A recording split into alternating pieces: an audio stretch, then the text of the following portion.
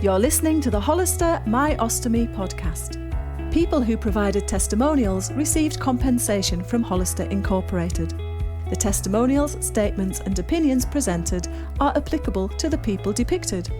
These testimonials are representative of their experience, but the exact results and experience will be unique and individual to each person. The information provided herein is not medical advice and is not intended to substitute for the advice of your personal physician or other healthcare provider. This information should not be used to seek help in a medical emergency. If you experience a medical emergency, seek medical treatment in person immediately. I'm Sue Lennon and today I'm speaking to Gill Castle. Hi Gill. Hi Sue. Oh, welcome. Do you know, I was looking at a thing a couple of weeks ago on one of the social media channels, and it was talking about how if you could draw your own timeline of your life, like where you've been and places you've visited and stuff that you've done, how many times it would intersect with a virtual stranger. And I've definitely thought that about you and I, that if we drew our timelines, how many times would they intersect? Because we've got so many things in common. It's amazing. Yep. I suppose that starts with our roots in the northeast, because you're in Northumberland, isn't it? I am, yes. I'm in Alnwick in Northumberland, which we like to try and claim that we are the capital of Northumberland, but we probably aren't actually. That's just one of our claims. Well, obviously I'm from Durham as well, and I'm fully expecting my accent to get more and more Geordie as we communicate today. And then the other thing was you went off to Leeds to uni, yeah? Yes, I did, yeah. I went off and did my 3 years of law there, and that was my original plan, to go off down the legal route, but it didn't quite end up like that, as life never does. No. So what happened? You decided that wasn't for you, or...? Yeah, really, I'm not really an office sort of person. Doesn't really suit me. I like to be out and about. Wasn't really for me working in an office, shall we say. Sure, but you did end up still working in the law. I did, yes. So when I was 27, I decided that I was going to apply for the police. Now, I've actually always wanted to be in the police, but typical of me, without any confidence, I didn't think I would get in. I didn't think I would be what they were looking for. But yeah, I got to 27 and just thought, right, I'm just going to, nothing ventured, nothing gained. So I applied to West Yorkshire Police, and it took 2 years. It's a lot of, the application process is pretty complicated. But anyway, after 2 years, when I was 29, I finally joined and I was posted to Bradford City Centre. So yeah, it was a dream come true. Wow. And it's really interesting that you said that you weren't particularly confident, and yet that's a massive challenge to somebody who's not particularly confident. Yes. Well, my problem is I never think I'm quite good enough. And, you have a bit of imposter syndrome. You think, I'm going to be found out at any moment now that I'm not actually what they think I am. But it turns out that the police was actually perfect for me, and I was doing really well. And, I don't know why I do this to myself, actually. I should just have more confidence, more faith in myself. But it takes time. I mean, now I'm a lot older. I'm only 41, but I'm older, obviously, than I was at 27. And, I sort of look back and think, God, why didn't you just do this when you were 21? You're more than capable. But that's life, isn't it? You live and learn. Certainly. And was it when you were in the police that you met your husband? No, I actually met my husband back in Alnwick, just when I'd left Leeds Uni, and he'd just left the Marines. So we always joke because he'd only been out of the Marines for 2 weeks and I met him. So he had 2 weeks of freedom, 14 days of freedom. And then I swept in, and that was the end of his freedom. And that was nearly 19 years ago. So it's when I was 22. So it was while you were in the police force that you were pregnant? Yes. So I fell pregnant in early 2011. And at that time, I was actually really lucky because I was just coming out of my probation, and I'd been asked to join the vice team by our inspector. So the vice team were the team who worked with all the prostitutes or the working women on the streets. And I really, really enjoyed that, actually. And there was a permanent position that was coming up on the vice team. And I was essentially told, you're pretty much a shoo-in. So I was just doing my application form for that when I found out that I was pregnant. And as soon as I was pregnant, I'm a pretty careful person. I don't really like to take risks. So as soon as I found out I was pregnant, I became office bound. I didn't want to go out on the streets because, I've been kicked downstairs and fighting with people, and it just wasn't worth it. So then I went into the office and it was hell. Oh dear. And so we move along to kind of the central part of why we're speaking together, I suppose, that your pregnancy didn't go as planned. No, it didn't. Well, the pregnancy wasn't so bad. It was the birth that was the main issue. I went into labour 6 weeks prematurely, and because my baby, so my little boy Sam, because he was so small, he was only 4.7 pounds. Normally when you're giving birth, babies are big enough to actually help themselves out of the birthing canal, which sounds a bit strange, but at the very end, that's when they're able to sort of almost pull themselves out. But because he was so tiny and, the labour had been so traumatic for him, he was unable to do that. He got too tired. So his heart went into distress, and they had to work really quickly with forceps. But when they did that, I had what you call a 4th degree tear, which is when you're torn right the way from your rectum all the way through your vagina. So it's the worst tear that you can get from childbirth. And we don't know if as a result of the forceps or it was as a result of the infection that I then got, that I then had a rectovaginal fistula. Now, that's when you've got a hole between the rectum and the vagina, and that means that faeces can come through that hole there and it actually comes out of your vagina. So I had a huge abscess, I had a horrific infection. To say I was in agony would be an understatement. And because of this huge infection around the wound, they had to quickly do something to divert the faeces away from the wound and to give it a chance to heal before it, essentially developed into sepsis. So at that point, a week after I'd had my baby, I was told the only option now is to have a colostomy. And that was the start of the next journey, if you like. That was like the second half of my life began when that happened, really.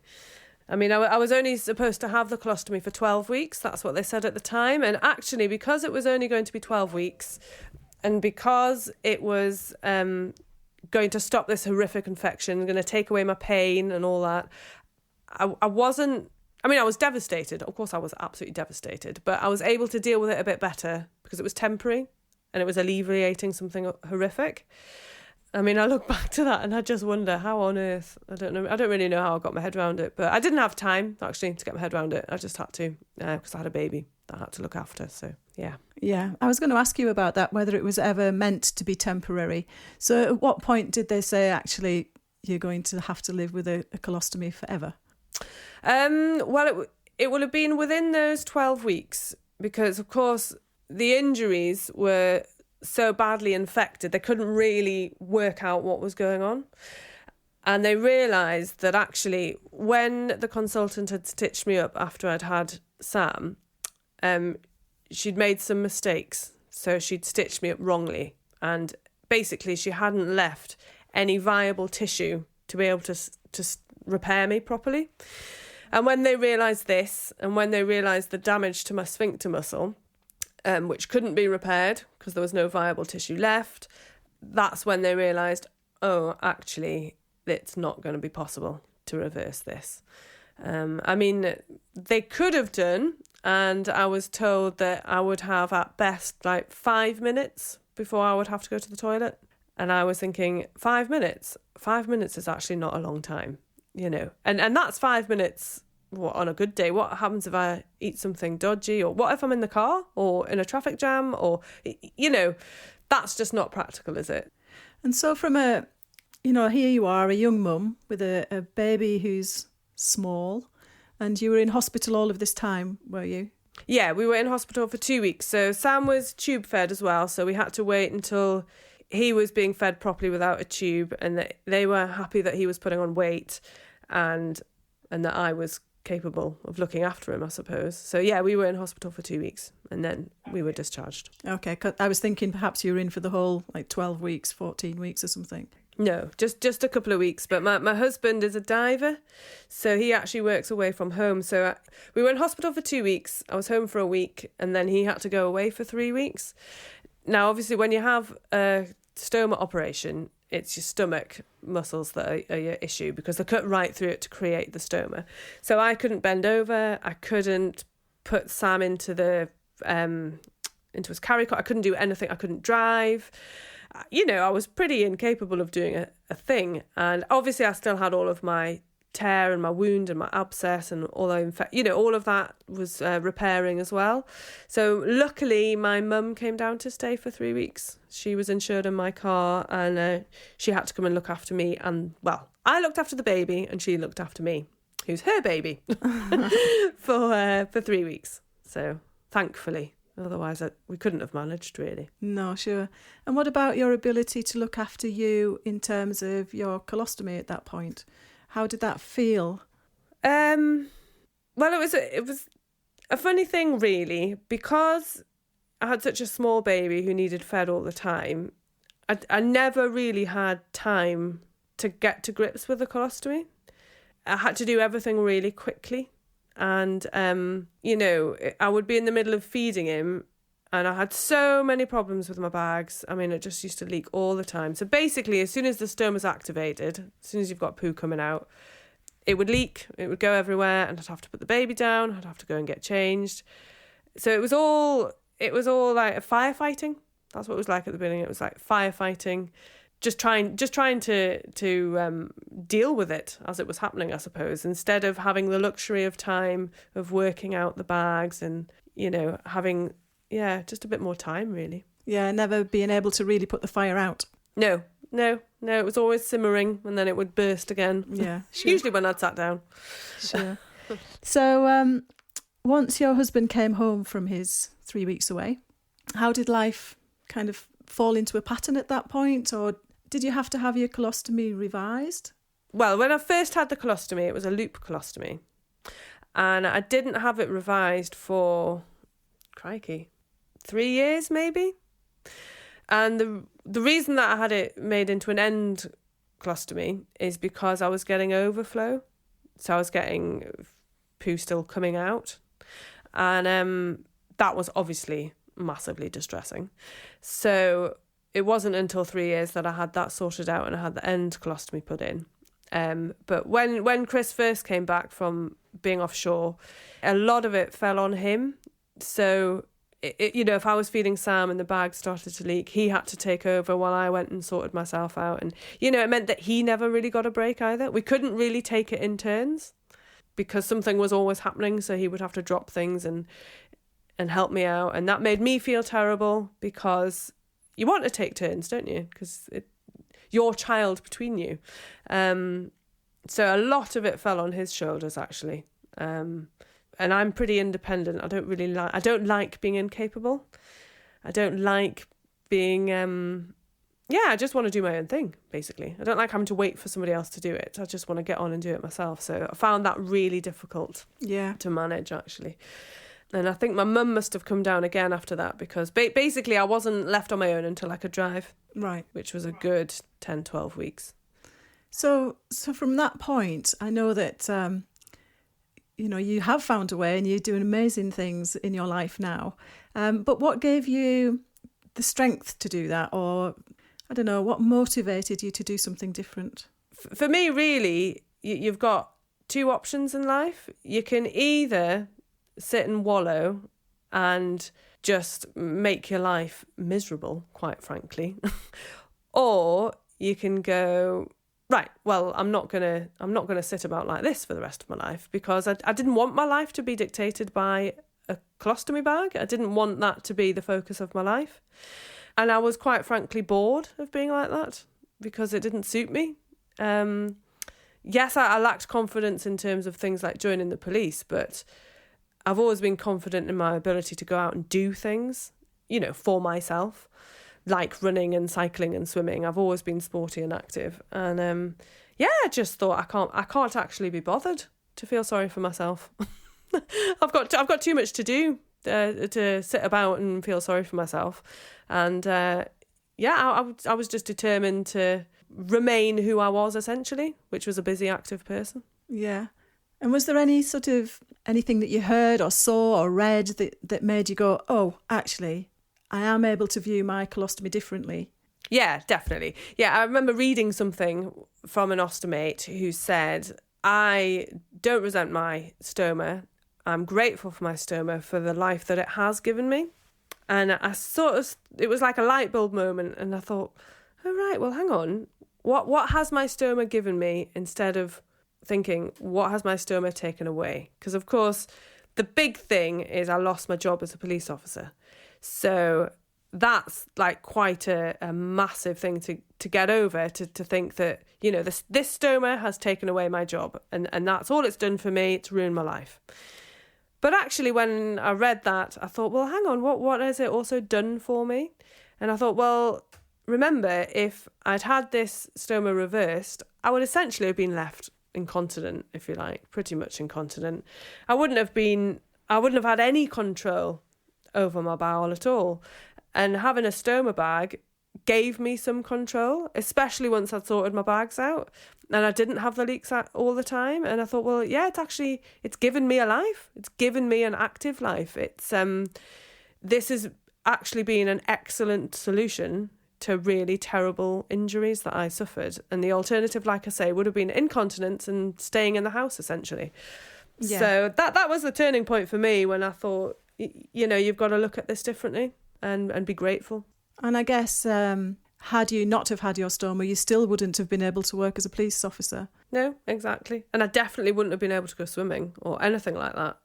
So yeah, and then I heard about a group on Facebook called the Ostomy Lifestyle Athletes.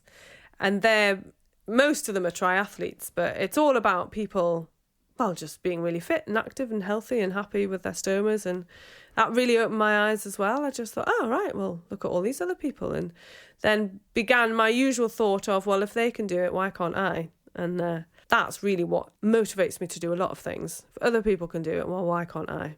And that's what I do. Good for you. So I just want to pick up on the losing your job thing. Was that because the police didn't feel that you could do your job with a stoma? At the beginning, obviously, I wasn't able to manage my stoma at all. Okay, I had bags leaking all over the place. So I knew the practicalities of what it would be like having a stoma on duty. And also, when this happened to me 9 years ago, I was worried, of course, about having my bowel on the outside of my body and having, you know, scrapping with people who've got knives and perforating my bowel and all that sort of thing. And I didn't want to put my colleagues in the situation where they had to look after me as well as thinking of their own safety and the job that they were doing. I didn't think that was right, and I didn't think that was fair. So the other option was for me to work in the office. And as we've already discussed, working in an office is not for me. I also knew that my particular force were bringing in new regulations, which meant that anybody on light duties, so people who were office bound, they could discharge after a year. So I knew after a year I'd probably lose my job anyway. So when Sam was really tiny baby, I had to go into the police station to have a meeting with HR and things. And I met, you know, my old team and introduced my baby to them. And then they were all rushing off, answering their radios, rushing off to the police cars and going out on jobs. And that just broke me completely. Completely broke me. I mean, I cried solidly for 3 days. I just, the whole losing my job thing, that's what gave me my PTSD. So I couldn't even, if I was driving in the car and I saw a police car, I had to pull over. And if I had I remember one day I had a police car behind me, and I was beside myself because I couldn't get away from the police car because of the road that I was on. And and I used to have this huge fear of being stopped by the police and having to speak to a police officer. And oh my God, having to get into a police car. It was massive. That for me was much worse than the colostomy. The colostomy I could kind of deal with, but that I could not deal with at all. Yeah, absolutely. The reason I thought about that was, I'm sure you saw it last week, there was a police officer who'd got some like stoma armour. so that he could carry Yeah. on frontline duties. And I thought, wow, that's, things do move and things do change. They do, and it's funny that you mentioned that, because if I'd seen that even maybe a couple of years ago, that would have set me right back. I would have been heartbroken, just absolutely heartbroken, just thinking, if that had been around for me, I could still be in the police. But it's a measure of how happy I am now and how far that I've come, that, of course, I read it with an element of sadness. But then I was like, but I'm actually okay with this, because I've got a really good life and I'm really happy and I'm in a good place. And I'm really happy for this guy. I'm really happy that people can be in the police with stomas and that they've found a way around it. So, I certainly would never, ever want anybody to be in my situation and lose their career because of having a stoma. So, overwhelmingly positive about that, really. Yeah, brilliant. But you found your challenges lie elsewhere, let's say. So let's have a chat about the mad things that you've been up to in recent years.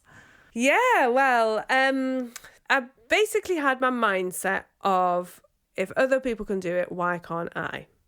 And I decided that after I had a whole year of being in and out of hospital for various operations when I couldn't do anything, I thought, well, life is too short. Things can change at the drop of a hat, and I'm going to do absolutely everything I can while I can. So I'd always wanted to do a triathlon, but I always thought I'll never be able to do one.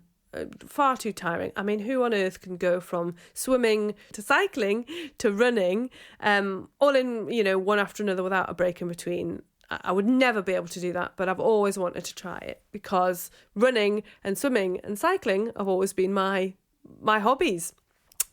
So I decided that I needed to get fit. So I joined a cycling class, an indoor cycling class, and that was really quite overwhelming, actually, when I first went, because it was the first time I'd done anything since my stoma surgery. And I obviously was in a little room with other people on a bike, and, had all the worries I suppose you have about, will my bag make a noise? What if I need the toilet? Are the toilets nearby? If I do go to the toilet, will I make a smell? Will people be able to smell that? And will my bag rub when I'm on my bike? But the only way to find out is to actually go. So I went, and the toilet was far enough away for it not to be a problem. There was easy access to the toilet. I think my bag did make a little bit of a noise, but obviously it can't have been that bad because I can't really remember. And I was hooked. There was no rubbing from my bag or anything like that. So yeah, I decided I would do this twice a week. So I set off and I did this twice a week, and it was actually run by a coach from the local triathlon club. And she'd sort of said, you're a pretty good cyclist, you're pretty strong. This was after a while, because when I first went, I couldn't even stand up once on my pedals. I was just so unfit. So then I thought, well, there are so many members of the tri club here. Why can't I do a triathlon? Why can't I? So I decided that I would do a sprint triathlon, the local one in Ashington. And nobody had done this triathlon with a stoma before, because I'd contacted the organisers to say, right, what's the crack? What happens when I've got a stoma? Like, what happens if I've got a leak on the course? What happens if I need to change my bag? Where can I keep my spare bag supplies and all that sort of thing? And they couldn't have been more helpful. And this is what I've always found. They were like, yeah, that's no problem. We'll give your spare supplies to marshals. They'll keep it for you, or we can run you back to the toilets, or, basically, don't worry about it. We will accommodate your situation. And off I went, and I did my sprint triathlon, and it was it was exhausting. No problems with my stoma whatsoever, and I just haven't looked back, really. Well done, you. I know I did a sprint triathlon at the Château de Chantilly, just outside Paris. I got to the bike and I pulled my cycle shorts on over my swim gear, and off I set. And I thought, I'm really uncomfortable. My bottom's really uncomfortable. And I got back, and it turned out I'd had my cycle shorts on back to front, so all the pad was at the front. And then I did my run with them on as well. So sexy. The photographs are so sexy. Anyway, Hats off to you. I only did it twice. I've never done it again. But you've done lots, haven't you? And you just increased the distance. Yeah. So that was the first year. And then I signed up to do an Olympic distance, which is the next distance up. And after that, I decided to do a half Ironman. So I did the Nottingham Outlaw Half Ironman, which is a 1.2 mile swim, a 56 mile bike ride, and then a 13.2 mile run. And I did that to raise money for the Birth Trauma Association and raised about £5,000 in total. Wow. As a result of that. And yeah, I mean, I'll always remember finishing that race because it's quite a big event, the Outlaw Half, and they've got like the big tannoy system, and you run down a proper red carpet and lots of people are cheering, and you know, most people run down like waving their arms and really happy, but I didn't. I got to the end and I cried all the way. I was sobbing, absolutely, completely out of control, and I heard the tannoy guys saying, "Come on, Gill, just let it all out." Let out all that emotion. Oh, and then I stumbled over the line, and I remember the marshal there saying, "God, you're going to have me crying now. Do you want a hug?" So I gave him a hug. Because it was just such a, I just couldn't believe I'd done it. And I kept saying to everybody, this is more than just a triathlon for me. I've really, really achieved something I never in a million years would have thought I could do. And particularly in that first year or so after I'd had the baby, it used to take me an hour and 20 minutes to walk something that would take me 15 minutes. I was so incapacitated by all of my injuries and things. Just finishing that really was like, that is now behind me. I can do anything. This is my new life now. Yeah, and you certainly are. Certainly when I've looked at your blog, I don't know whether it's a website or a blog. It's a blog.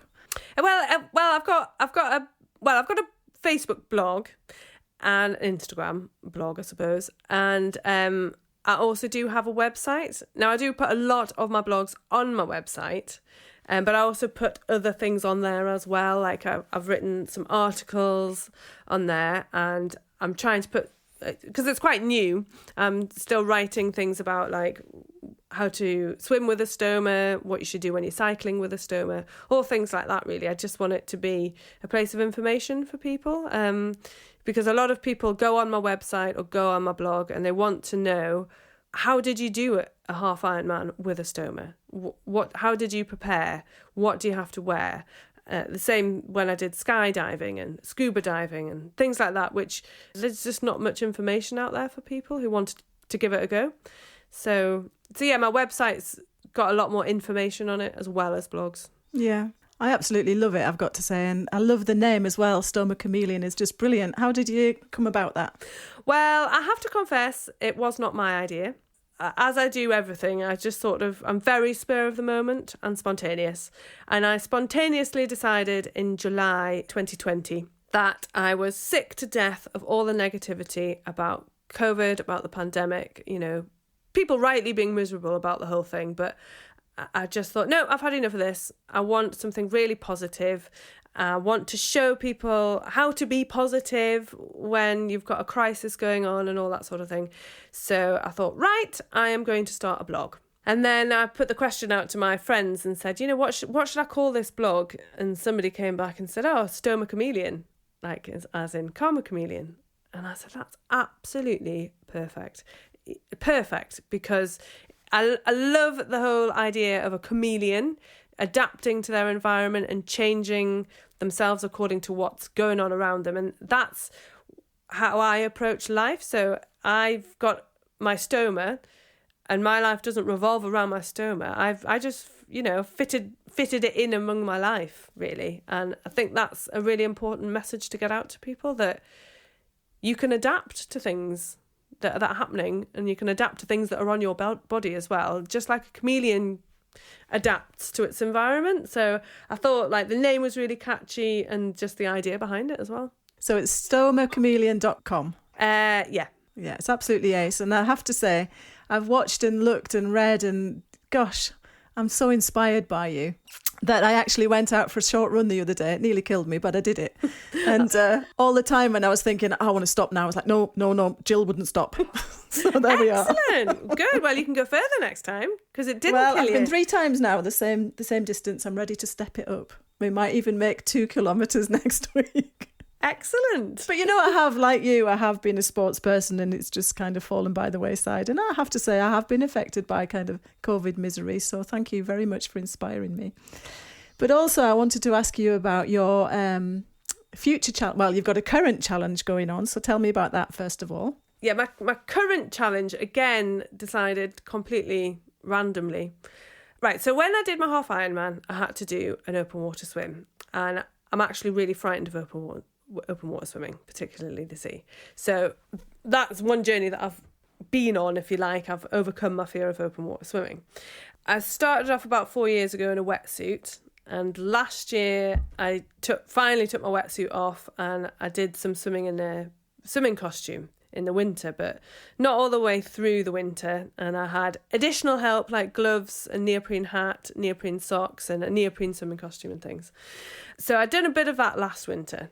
And then this winter was approaching and I'd started my blog and I suddenly thought, right, I'm gonna do something on the back of this blog. What shall I do? And I thought, I know. I will wear nothing but a bikini for 3 open water swims a week from the 1st of October until the 1st of May. And I've never got my stoma bag out in public until this year. I didn't even own a bikini, so I had to post up on Facebook and ask people, has anyone got any bikinis I can use for my crazy challenge? I also got an old bath from somebody to put in my garden because I'm conscious the sea can be really rough in winter. So I just wanted to ensure that I had no get out. Really, I couldn't escape from my challenge. So that's what I've been doing. I've been in my bikini 3 times a week. The coldest swim I've had was actually in a river about 2 weeks ago.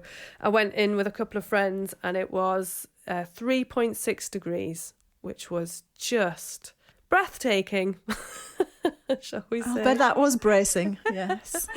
But yeah, it's going really well. I've had so much support from people. It's been unbelievable, actually. Like the open water swimming community have really come out in force for me. People have been wearing bikinis up and down the country. I get pictures from people saying, I'm doing this to support you. And yeah, so it's really sort of taken off. It's, again, I'm doing the fundraising for the Birth Trauma Association. So I've raised nearly £3,000 so far.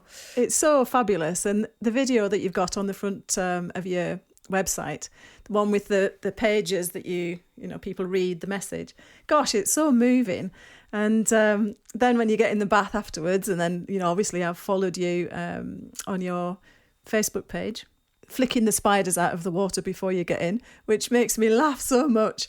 And then taking the temperature of the water. And I remember there was one, I think a couple of weeks ago, you'd measured the temperature, it was 6 degrees in your bath. And we'd been out for a walk that day, completely wrapped up in duvet jackets and woolly hats and everything. And I'm like, this mad woman is getting in a bath. And it's just nuts. I'm so like proud by proxy. Really, it's amazing what you're doing. Thank you. But what I want to know is, what do you do when you get out of the bath? Do you go straight in the shower? No, that can kill you. So it's actually really important what you do when you're getting out. Whenever you've been immersed in cold water, you have to warm up really slowly. You have to get your core warm first. So you have to have a hot drink first and then put loads of layers on. So I tend to rush out, put a towel on and then dressing gown and jumpers and hat and glove and have a hot drink. Because if you went straight from a cold bath into a hot bath or hot shower, what happens is all of the heat is directed away from your core. It's directed to your skin. And it's your core temperature which needs to heat up first. I do get to the hot bath eventually when I've warmed up a bit. And then I'll get into a warm bath. But it's actually the hot drink that's essential. So I'm experimenting with different hot drinks. I used to always have hot Ribena. Then I went to hot chocolate, and then I realised I would be the size of a mountain if I had hot chocolate every time. So my chosen drink at the minute is hot ginger cordial, which seems to work quite well. So yeah, I'm open to any suggestions for hot drinks after a cold water swim. Very good. Well, my suggestion would be Bovril. Oh, I've never tried Bovril. I'll try that. Hot Bovril, good. And what about the future challenge? Well, this is a bit of nervous/hysterical laughter here. Understandably. So through Instagram and Facebook, I've met various women who've got the same injuries as I've had and have ended up with stomas and things. And there was one girl in particular called Kaylee, who is 24, and she's a student midwife, and she's just got a stoma bag, a colostomy, just like me, as a result of her childbirth injuries. And she used to be a competitive swimmer and a triathlete. So she had got in touch with me when she'd first seen my blog to say, oh, thank God for that. I can still do triathlons and swimming and things. I'm so pleased I found your blog. And must be about a month ago now, Kaylee messaged me and said, have you ever thought about swimming the channel? This is the English channel. And it has actually crossed my mind before, but as I've already said, I was really frightened of open water swimming, and obviously the fact it's 21 miles. And of course, now I've got a stoma bag. So yeah, so she sent me this message, and as always, in my spontaneous way, I said, well, I have thought about it before, but wow, let's do it. And that was it, really. So initially, Kaylee and I were going to do it in a relay together, but Kaylee's got more surgery coming up, and she's only had her stoma for 9 weeks now, and she hasn't been swimming yet and things like that. So I decided that I would be quite happy to do it solo. And this means that when I've been in the water for 2 hours, Kaylee's actually allowed to join me in the water for an hour at a time. So that means we can still swim together and have the experience, but she's got no pressure on her, because it's really important that she just recovers from her injuries and she gets herself better without having a channel swim also weighing on her mind. But like I say, it means she can get involved, and she's got something to aim for as well, because that's really important to us both. So yeah, in 2023, I've signed up to swim the channel solo. But yeah, I'm well up for it. I'm really excited, actually. I just feel really lucky to have this opportunity. I'm really, really excited for you, and I wanted to pick up on that. The people that you've got around you are largely people that have come together to help you to achieve your aim, isn't it? It's not that you've gone out paying loads of money for amazing people. No. Oh, no. I mean, Hollister and Dansack are being fantastic, and they're sponsoring this channel swim. So they are paying for the big things like the boat and things like that, because it's actually really expensive to do this. But yeah, no, my nutritionist Pip, she's just come on board just to give me a hand, really, because nutrition's really important. And when you've got a stoma, there are certain things you can and can't eat, and we just need to get that right, really. And yeah, my physio Anna and my coach John, they're also helping out as well. And yeah, I mean, I do things quite spontaneously, but then I do take things really seriously. You know, when I do things 110%. I don't do anything by half. It's just not the way that I do things. So, but that can be quite challenging.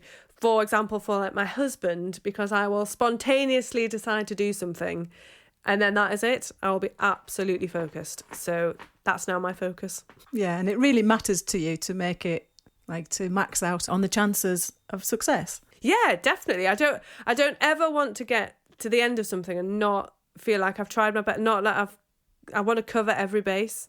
So John, my coach, he's working on my stroke, because you've got to have the right stroke to do endurance swims.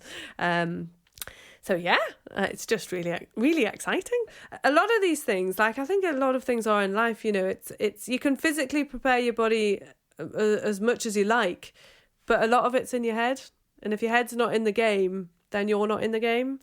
So, and part of the reason that I've set myself up to do this challenge, I suppose, is because I just keep looking back and thinking, well, you've overcome losing your job, which I never thought I would overcome. you've done a triathlon, which you never thought you would do. You did a half Ironman with a torn adductor, which I never thought I would do. I've overcome my fear of open water. I've jumped out of a plane, even though I'm frightened of flying, and heights. I just thought it builds on your confidence. And I've recovered from this awful trauma of the childbirth and things. So, yeah, they're all like little bricks, I think. Each thing that you overcome is like a little brick. And you put all these little bricks together, and now I feel like I'm standing on like a wall. A wall of confidence. Yeah. But that's not to say that I'm not panicking as well, but Yeah, but it's like, it's a measured panic, isn't it? You know that you can do it now. You know that you're going to do it. Yeah. I've already said, there are only two ways that swim is going to end. It's either going to end with me being pulled out of the water or me standing on the shores of France. I will not put my hand up and say, I've had enough of this. So, and even if I am pulled out of the water, obviously I would be devastated. But at the same time, like, I know that I'll have given it my best shot. And 5 years ago, 2 years ago, a year ago, I would never even thought about signing up for this. So I think even just signing up for me, that's part of the confidence boost. Yeah. So how do you somebody listening to this story and thinking about all of the amazing things that you've achieved and looking at your blog where it says, very movingly, I've got to say, you are strong, you can do this, you're amazing. Oh gosh, it pulls my heart. But if you're somebody newly injured who's really feeling lost and like, oh gosh, I don't even know how to begin, what would you advise? That's a good question, actually, because I know when I was at the beginning and I would look at people doing amazing things and actually found it quite depressing, because I would think, well, how on earth am I going to get from here to there? That's so unimaginably far away from the person I am at the minute. It's impossible. It feels too big. And my advice really is just to take that very first step. Try not to overthink things all the time. That's what I did when I did that very first cycle class. I had all of those worries, which we all have when we've got a stoma and you're doing something for the first time, about the noise and about the smell and about it inflating and things like that. Those worries are going to stay with you and they're going to remain a barrier unless you take that very first step and actually then see what it's like. And you know what? It very rarely is as bad as you think. And you will find ways to overcome these little barriers that sometimes you put there yourself. And I just think so many people don't take that first step, and I just think it's important that people don't give in to it. You don't give in to the situation, and you don't make these barriers insurmountable without just trying, really, that little step.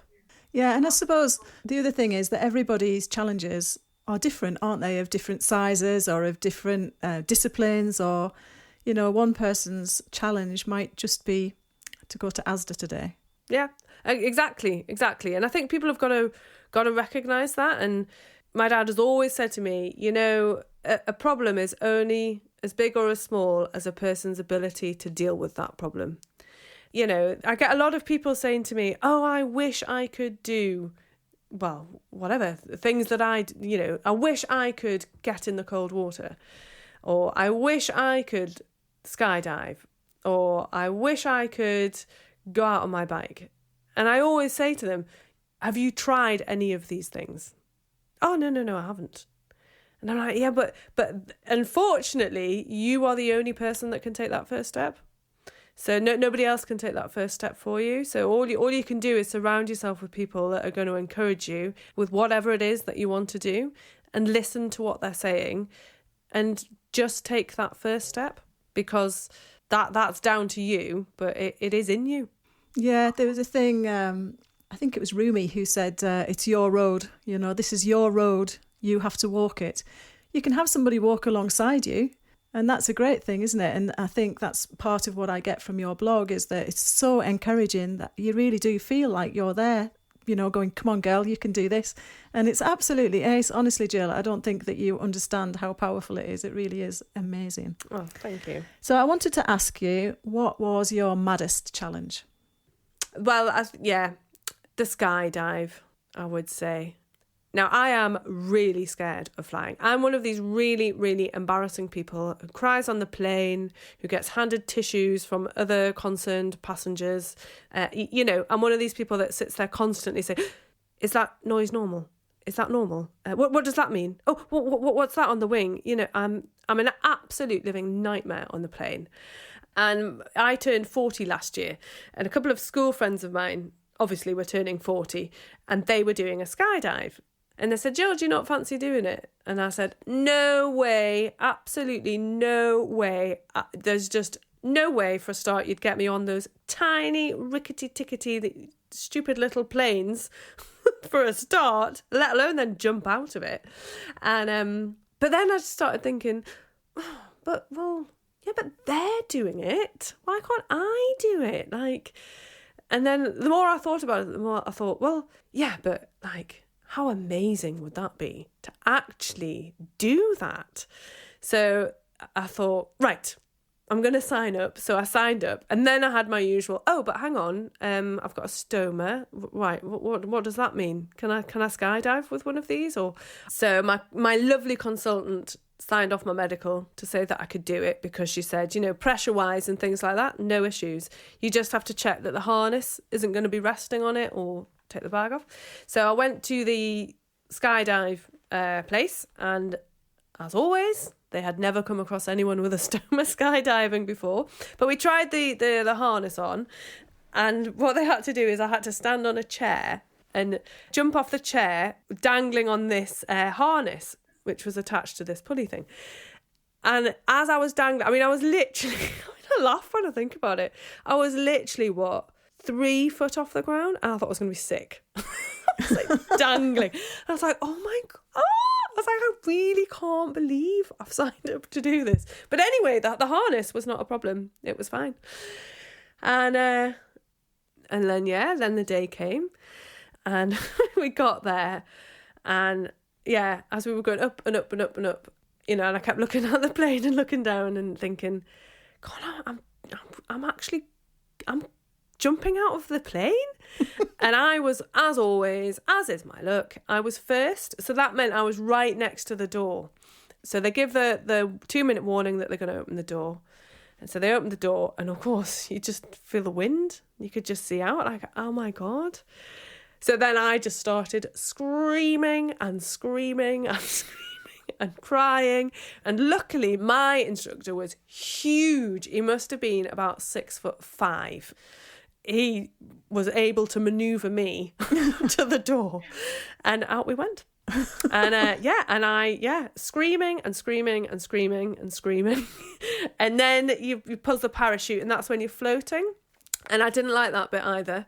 He has to manoeuvre the parachute. So every time he does a manoeuvre, left or right, your legs swing. And I kept saying to him, stop doing that, please. Can you just keep it really still? And he said, I have to manoeuvre it to get us down. I was like, oh, right, well, can you just do the slowest manoeuvres possible? And and then we landed, and he said to the guy that was filming, he said, whew, it was quite an exit, that, wasn't it? I said, I'm really sorry. So he basically hauled you out of the aeroplane. Oh, he hauled me out of the aeroplane. I burst his eardrums. It was awful, literally just awful. But I'm really, really pleased I did it, because I can say I've jumped out of a plane. I'm really proud of myself. Well, I didn't jump, actually. I was pushed. So is there anything, Jill, that you feel you really would like to say at this point for other people following your blog, or people that you want to give a word of encouragement to? My main message really to everybody is just give things a go. Don't spend your life wishing that you'd tried something. Just try it. And I'm really, really passionate about people just trying something. And it's just like this channel swim. If I don't make it, well, I'll have put in 110%, And I think for me, like a lot of people say when they've got the stoma, that it's a permanent reminder of something awful that's happened in their life. I used to think exactly the same about my stoma. And when I realised it was going to be permanent, I suddenly thought, well, if I look down at my stoma every single day and I have that attitude, then that is going to dictate every single day for the rest of my life. And for me, I just thought I'm not allowing this negative thought to be what I think about something that's on my body for the rest of my life. And I just won't allow myself to think of it in that way. Yeah, it's very powerfully put as well. I think you're right that we do have a choice about how we view ourselves and the world around us. Yeah. And I think, a lot of people say to me, oh, you're amazing, you're unique, you're this, that and the other. And I'm really not, Everyone's got the same things in them. And I just really hope, what I would love is somebody just to hear this and go away and just try to look at things a bit differently sometimes and just see where it takes you. Yeah, look differently, take that first step. What a great message. Yep. Thanks ever so much for today, Gill. It's been really lovely talking to you, and I'm very grateful for your time and for getting me back out running again. Thank you very much. I've thoroughly enjoyed it, Sue. Thank you very much. Thanks for having me. Pleasure. Thanks for listening to My Ostomy, brought to you by Hollister Incorporated.